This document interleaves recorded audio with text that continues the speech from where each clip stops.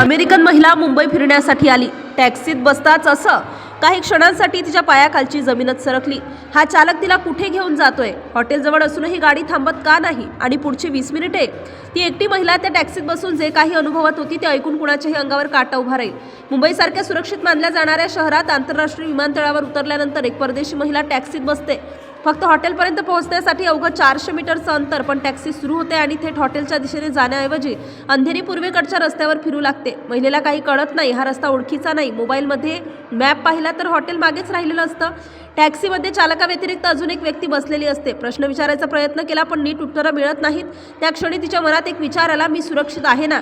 गाडी जवळपास 20 मिनिट फिरते. शेवटी जिथून निघालो होतो त्याच विमानतळावर, त्याच पंचतारांकित हॉटेलसमोर टॅक्सी थांबते. महिला सुटकेचा श्वास घेते, पण पुढे जे घडलं ते धक्कादायक होतं. टॅक्सी चालक थेट भाड्याची रक्कम सांगतो, 18,000 रुपये. हो, अवघ्या 400 मीटरसाठी अमेरिकन डॉलर्समध्ये सांगायचं झालं तर तब्बल $200. महिला अक्षरशः अवाक होते. वाद घालण्याच्या मनस्थितीत नाही. तिथून बाहेर पडणं हेच त्या क्षणी तिच्यासाठी महत्त्वाचं असतं. मुंबईतून परत गेल्यावर हा प्रकार ती विसरत नाही. 26 जानेवारी रोजी ती सोशल मीडियावर आपली कैफियत मांडते.